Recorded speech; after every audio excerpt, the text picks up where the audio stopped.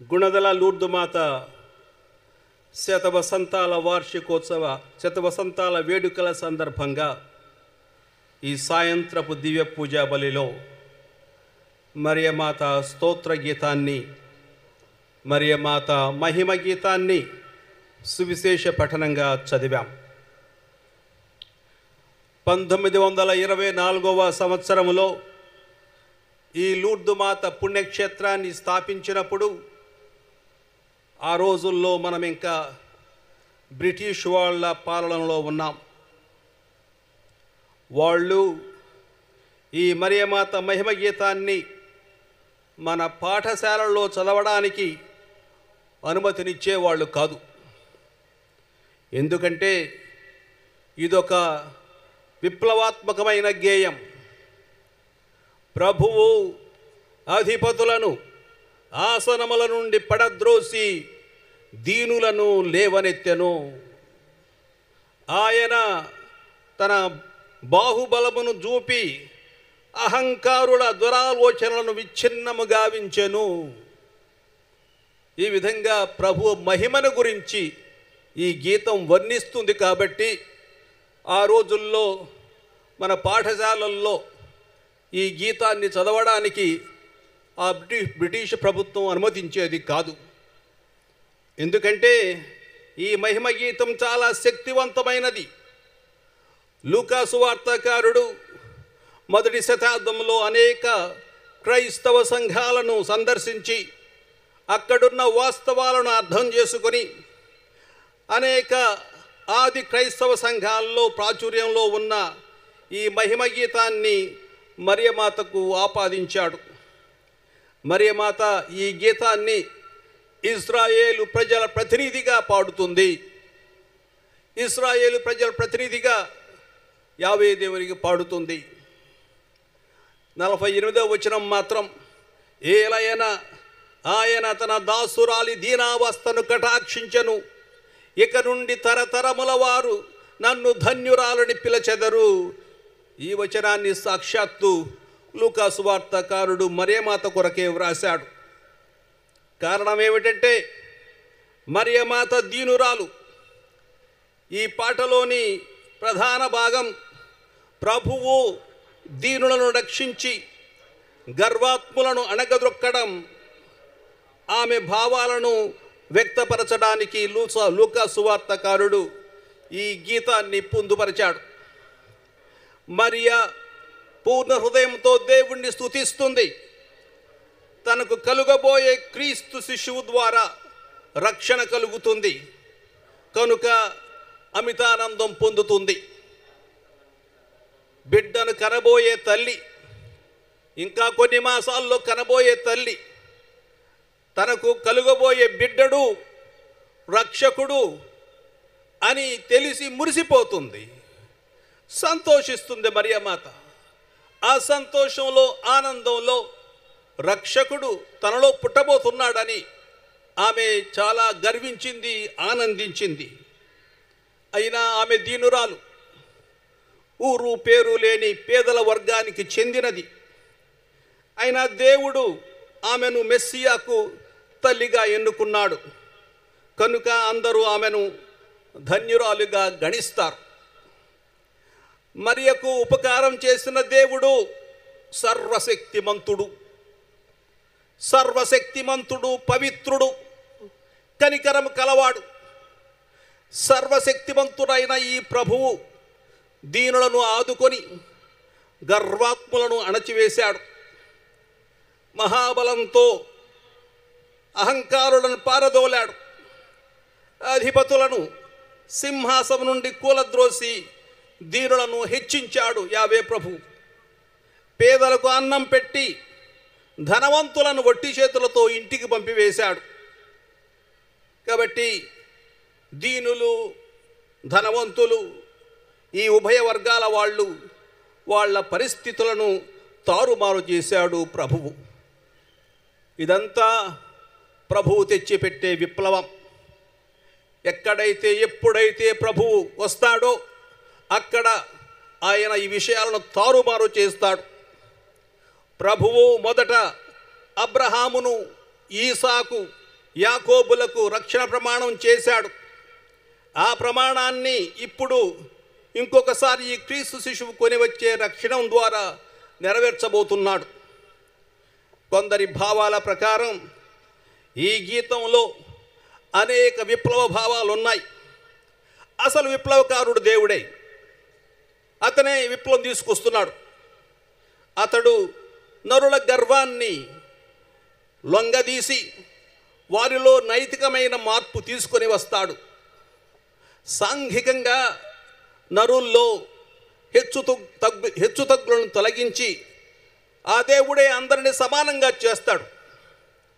ఆర్థిక వ్యత్యాసాలను కూడా తొలగించి పేదలకు మేలు చేస్తాడు. దీని ద్వారా దైవరాజ్యం ఎల్లవేళలా ఎల్లెడలా నెలకొని ఉంటుంది. దేవుడు క్రీస్తు ద్వారా ఈ సమసమాజాన్ని స్థాపిస్తాడు అని ఈ గేయం మనకు తెలియజేస్తుంది. సహోదరి సహోదరులారా, ఈ గీతం ప్రధానంగా దీనుల వర్గానికి చెందినది. బైబిల్లో దీనుల వర్గం అంటే పేదలు, వ్యాధి బాధలకు గురైన వాళ్ళు, పరపీడనానికి బలైన వాళ్ళు. వీళ్ళు ప్రభుని నమ్మి అతనిపై ఆధారపడి జీవిస్తారు. వీరికి భిన్నమైన వాళ్ళు ధనిక వర్గం. వీళ్ళు దేవునిపై ఆధారపడరు. తమ ఆస్తులను పలుకుబడిని నమ్ముకొని పొగరుతో విర్రవీగుతుంటారు.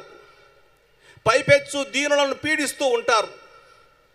కానీ ప్రభువు దీనుల కోపు తీసుకొని ఈ ధనిక వర్గాన్ని అణిచివేస్తాడని మరియమాత ఈ గీతం ద్వారా మనకు చెబుతుంది. ఇలాంటి గీతాన్ని మనకు వినిపించిన మరియ కూడా సమసమాజాన్ని కోరిన ఒక విప్లవ నారి, ఒక విప్లవం తీసుకొచ్చే ఒక వనిత, ఒక స్త్రీ. ఆ స్త్రీ ఇక్కడ ఉంది. మనకి గుణదల కొండ మీద మనకి తల్లిగా ఇక్కడ ఉంది. 100 సంవత్సరాల క్రితం మన సమాజం కూడా చాలా దీన పరిస్థితుల్లో ఉంది. మన దేశం పరపీడనంలో ఉంది. ఒక ప్రక్క స్వాతంత్ర్యం కోసం పోరాటం. భారతదేశం స్వాతంత్ర్యం కోసం గాంధీ గారు మిగిలిన నాయకులతో దేశమంతా తిరిగి ప్రజలను చైతన్యవంతం చేశాడు. బ్రిటిష్ వారిని ఎదుర్కోవడానికి యుద్ధానికి బదులు సత్యాగ్రహాన్ని మొదలుపెట్టాడు. అనేకసార్లు కారాగారం పాలయ్యాడు. చివరకు వాళ్ళు మన దేశం వదిలి వెళ్ళిపోయేటప్పుడు శత్రువులుగా వెళ్ళొద్దని, మిత్రభావంతో వెళ్ళండని వారికి వీడ్కోలు ఇచ్చాడు గాంధీ గారు. అందుకే మహాత్ముడు. కానీ ఆ రోజుల్లో మన సామాజిక పరిస్థితి కూడా దారుణంగా ఉండేది. మనందరం ఇక్కడ ఆర్థికంగా వెనకబడ్డ సామాజిక వర్గాలు మనవి. దానికి తోడు కుల వ్యవస్థలు మనల్ని అణగద్రొక్కాయి. కూలి పనులు చేసుకుని బ్రతికే వాళ్ళు మన పూర్వులు. వాళ్లకు పీమే గురువులు సువార్త అందించారు. అటువంటి నేపథ్యంలో మరియ మహిమ గీతం మన ప్రజలకు చేరింది. ఈ గీతం మన ప్రజలకు ఒక విమోచన గీతంగా అందింది, ఒక విమోచన గీతంగా మారింది. మరియ మన మధ్యకు ఈ గుణదల కొండపై దేవుని తల్లిగా, విప్లవ నారిగా, విమోచన నాయికగా మన మిత్రాసనంలో ప్రవేశించింది.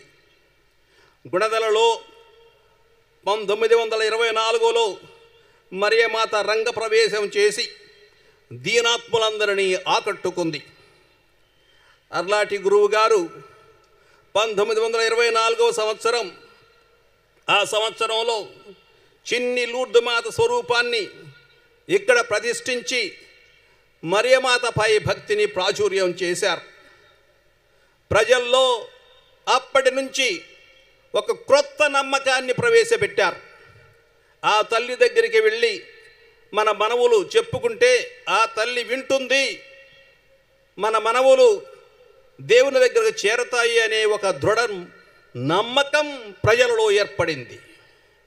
ఎంతోమంది మిషనరీ గురువులు ఆ రోజుల్లో తమ ప్రజలతో కాలినడక మీద ఈ పుణ్యక్షేత్రానికి ప్రతి సంవత్సరం వచ్చేవాళ్ళు. ఈ విధంగా అంచెలంచెలుగా మరియమాతపై గౌరవము, భక్తి పెరగడం మొదలయ్యాయి. ఆ తల్లి పాదాల చెంత మొదలైన విద్యా సంస్థలు, ఇక్కడున్న Bishop Gassi high school, Saint Joseph's girls high school, ఎక్కడో అక్కడ కొంచెం దూరంలో ఉన్న Saint Antony's girls high school one town, Saint Joseph's industrial school next కాంపౌండ్లో, తర్వాత కొన్ని సంవత్సరాల తర్వాత సెయింట్ జేవియర్స్ ఇండస్ట్రియల్ స్కూల్ ఏలూరులో, అది కూడా మనదే. మన ప్రజల్లోని క్రొత్త తరానికి ఇవన్నీ కొన్ని విప్లవాత్మక మార్పులను తీసుకొని వచ్చాయి. చదువుకున్న క్రొత్త తరం ఆరంభమైంది. మొదట చదువులేని పాత తరం, ఇప్పుడు చదువుకున్న క్రొత్త తరం వచ్చేసాయి.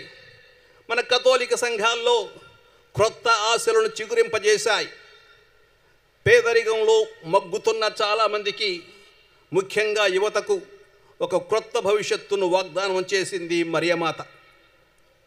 ఇతర మిషనరీలు చేసినట్లు కథోలిక స్త్రీ సభ కూడా అణగద్రొక్కబడిన వారికి విద్య, వైద్య సౌకర్యాలు లభించేలా చేసింది.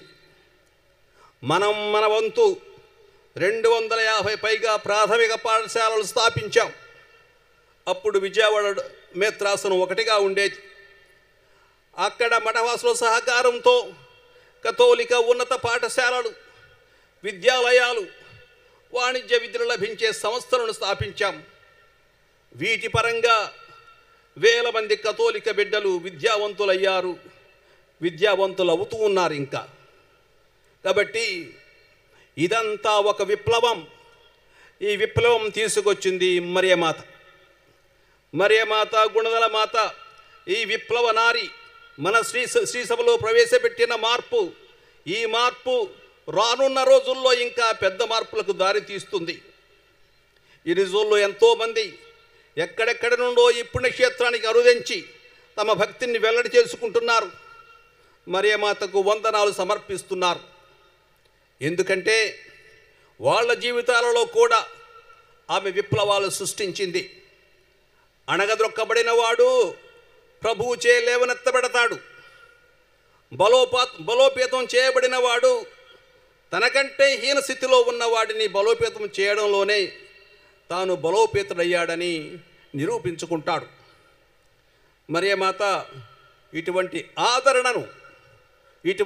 ఆదరణను మనకు నేర్పింది. తన బంధువైన ఎలిజబెతమ్మ వయసు మళ్ళిన తరువాత గర్భం దాలిస్తే ఆమె వద్దకు వెళ్ళి ఆమెకు సహాయం చేసింది, పరామర్శించింది. ఆ విధంగా కానాపల్లెలో వివాహ సందర్భంగా క్రొత్త జంటకు నూతన వధూవరుల గౌరవాన్ని కాపాడాలని తన కుమారునికి విన్నవించుకుంది. అప్పుడే ఆయన మహా అద్భుతం చేశాడు క్రీస్తు ప్రభువు. ఇంత సహాయం పొందిన మనం, ఇన్ని వరాలు పొందిన మనలో దాతృత్వం అనేది చోటు చేసుకుందా లేదా అని ఈరోజు మనల్ని ప్రశ్నించుకోవాలి. 100 సంవత్సరాలు నుండి తల్లి మనకు సహాయం చేస్తుంది. ఆ సహాయాన్ని తిరిగి మనం ఇతరులకు ఇస్తున్నామా లేదా అనే విషయాన్ని ఈరోజు మనం అందరూ గమనించాలి. 100 సంవత్సరాలు సహాయం పొందిన ఇన్ని వరాలు పొందిన మనలో దాతృత్వం చోటు చేసుకుందా లేదా అని మనం ప్రశ్నించుకోవాలి. ఈ కొండ నుండి మనకు అనేక అనుగ్రహాలు లభించాయి. ఈ కొండపై ప్రతిష్ఠింపబడిన మరియమాత కూడా మనకు మళ్ళీ కానాపురిలో సేవకులకు చెప్పిన మాటలను చెబుతుంది. ఆయన చెప్పినట్టు చేయండి, మీరు చేయవలసిందంతా ఇదే ఒక్కటే, ఆయన చెప్పినట్లు చేయండి. చేస్తున్నామా లేదా? ఆయన చెప్పినట్టు చేయండి, చేస్తున్నామా లేదా? చాలామంది చేయడం లేదనిపిస్తుంది నాకు. ఈ సమయంలో నేను దర్శన గ్రంథం 12వ అధ్యాయంకి వెళ్తాను. మనం చేయవలసిన కర్తవ్యం ఏమిటి? ఈ దర్శన గ్రంథం మరియను సన్మనస్కుల రాజ్ఞిగా సూచిస్తుంది. ఈ సన్మనస్కులు సర్పంతో హోరాహోరి పోరాడి వాళ్ళందరూ సర్పాన్ని ఓడిస్తారు. లూకా సువార్తలో యేసు ప్రభు జనన సమయంలో పరలోక దూతల సమూహమును గూర్చి మాట్లాడుతుంది. సన్మనస్కుల సమూహాన్ని ఆ మూల భాషలో స్ట్రెటియా అంటారు. తెలుగులో దీన్ని ఒక పెద్ద సైన్యం అని చెప్పవచ్చు. ఒక సన్మనస్కుల సైన్యం. బైబిల్లో కొందరు వ్యక్తులు దేవుని సన్మనస్కుని కానీ దూతని కానీ చూడగానే వారిలో కలిగిన మొదటి భావోద్వేగం ఏమిటంటే భయం. అందుకే ప్రతిసారి సన్మనస్కుడు ప్రత్యక్షమైనప్పుడు అతడిచ్చే మొదటి అభయం ఏమిటంటే భయపడవద్దు, మరియా భయపడవద్దు, యోసేపు భయపడవద్దు, జకరియా భయపడవద్దు. ఒకే ఒక సన్మనస్కుడు ఒక వ్యక్తిలో ఇంత భయాన్ని కలిగిస్తే ఒక సన్మనస్కుల సైన్యం ఎంత భయాన్ని కలిగించాలి. కానీ ఇటువంటి పెద్ద సైన్యం మరియమాతకు ఉంది. మరియమాతకు ఈ సన్మనస్కుల తోడు ఉందని మనకు దర్శన గ్రంథం తెలియజేస్తుంది. ఈ దేవదూతలు దుష్ట శక్తులతో హోరాహోరి పోరాడుతున్నారు.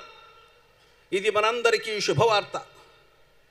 బైబిల్ గ్రంథంలో వ్యక్తిగత పాపములు చేసిన వ్యక్తులు మనకు తెలుసు, చాలామంది ఉన్నారు.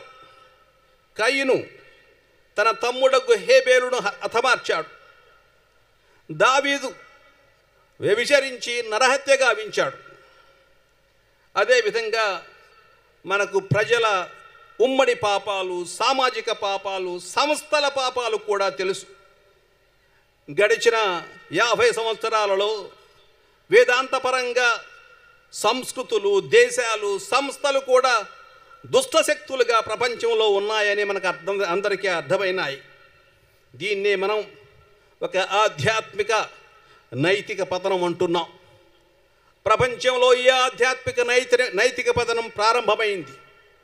అందుకే ఒక దేశంలో ఉన్నవాళ్ళు ఆ దేశంలో ఉన్న కొందరిని చిన్న చూపు చూస్తూ ఎలా తుదపుట్టించాలి అని ఈ రోజుల్లో ప్లాన్స్ వేస్తున్నారు, ప్రణాళికలు రూపొందిస్తున్నారు.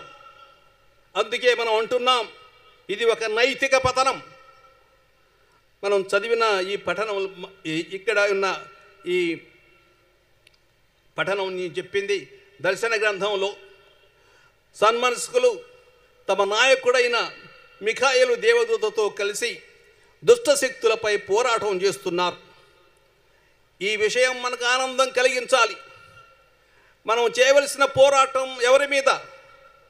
తల్లి మరియమ్మ మనందరితో ఉండి దుష్టశక్తులపై పోరాటం సలపాలని మనందరికీ ఉద్బోధిస్తుంది. ఈ దేవదూతల సైన్యం ముఖ్యంగా మారణాయుధాలతో పోరాడం.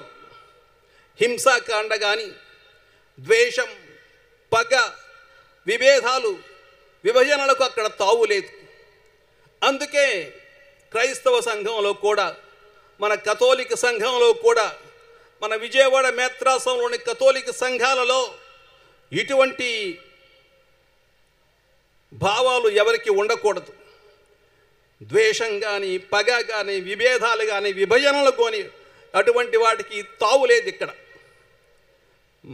మన పోరాటం ఎలా ఉండాలి? దేనికోసం పోరాడాలి? మన పోరాటం ఆత్మీయ ఆయుధాలతో కొనసాగాలి.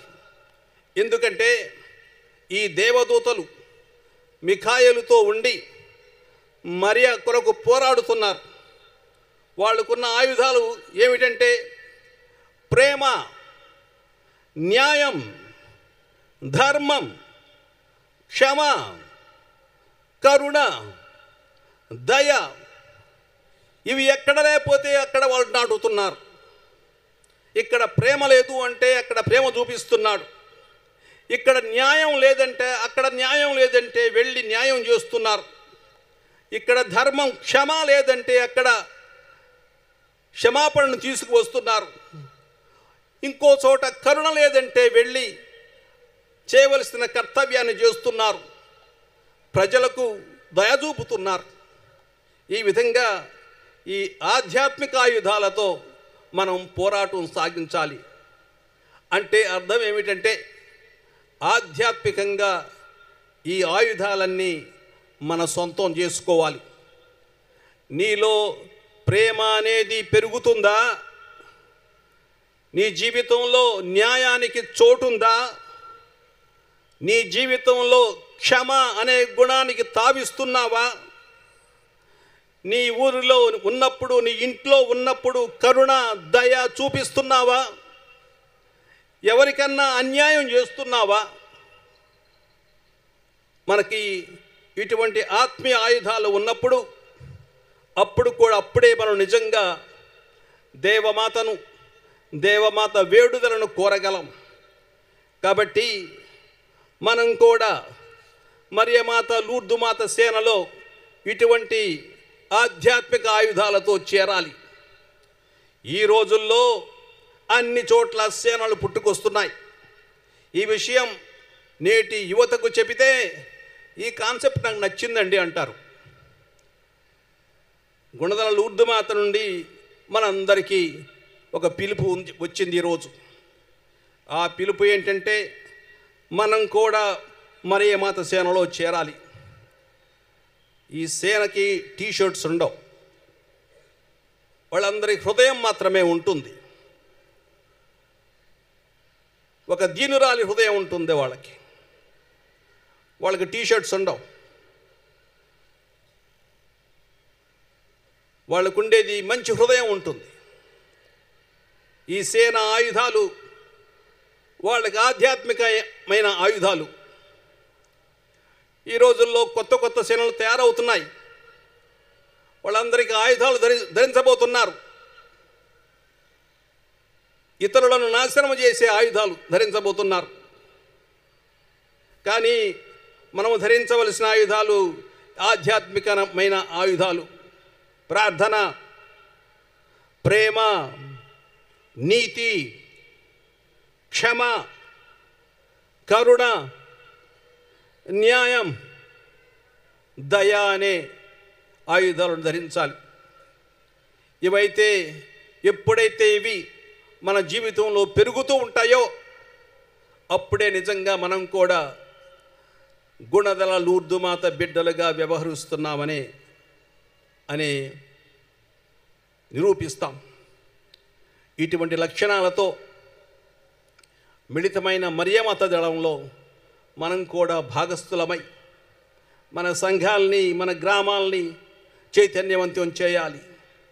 ముఖ్యంగా ఈ 100 సంవత్సరాల వేడుకను మనం చేసుకుంటున్న సందర్భంలో మనం కూడా ఇటువంటి బిడ్డలుగా తయారైతే ఆ తల్లి కూడా మనల్ని చూసి సంతోషిస్తుందని నేను భావిస్తున్నాను. మన ప్రజలను మనమే మంచి మార్గంలో పయనించేటట్టు చేయాలి. సహోదరులారా, మతం అనేది ఒక వ్యక్తిగత ప్రక్రియ, ఎంపిక. కేవలం నేను క్రైస్తవుడిని చెబితే లాభం లేదు. ఇప్పుడైనా మనం ఎన్నుకోవాలి. నేను క్రైస్తవుడిగా ఉంటానని ఎన్నుకుంటే అప్పుడే మనకు ఇటువంటి ఆధ్యాత్మిక విషయాలపై మనకు కొంచెం ఆశ కలుగుతుంది. మనలో ఉన్న మంచి భావాలను మనతో ఉంచుకుంటే ఈ ఫలితం శూన్యం. కాబట్టి మన నమ్మకాలను ప్రకటించాలి. వ్యక్తులుగా ప్రకటించి ఇతరులకు మేలు చేయడానికి మనం ప్రయత్నించాలి. కాబట్టి చేయవలసింది ఇంకా చాలా ఉంది. ఆ చేయవలసిన పని చేయడానికి ఇప్పటి నుంచి మనం ఉమ్మడిగా పనిచేయాలి. మరియమాత భక్తులుగా, మరియమాత బిడ్డలుగా ఈ పని చేయాలని మిమ్మల్ని అందరినీ నేను కోరుతూ ఉన్నాను. మన నమ్మకాలను ప్రకటించకుండా మనలో మనం గుసగుసలాడి ప్రయోజనం లేదు. దానికి బదులు మనం ప్రత్యక్షంగా సాక్ష్యం ఇవ్వాలి, సాక్షులుగా మెలగాలి. ఇది ఈనాటి పిలుపు. మరియమాత సైనికులుగా, ఆధ్యాత్మిక సైనికులుగా అందరూ మారాలి. ముఖ్యంగా నేటి పరిస్థితులను గమనించి నేర్పుతో, ఓర్పుతో మనం ప్రభురాజ్యాన్ని ప్రకటించాలి. ప్రభురాజ్యాన్ని ప్రకటించకుండా ఉండకూడదు. ఇది మన కర్తవ్యం. ఈ పుణ్యక్షేత్రం యొక్క కర్తవ్యం అదే, ప్రభురాజ్యాన్ని ప్రకటించడానికి అందరూ ముందుకు రావాలి. ఎలా రావాలి? ఆధ్యాత్మిక ఆయుధాలతో రావాలి. అందరం కలిసి ప్రభురాజ్యాన్ని ప్రకటించాలి.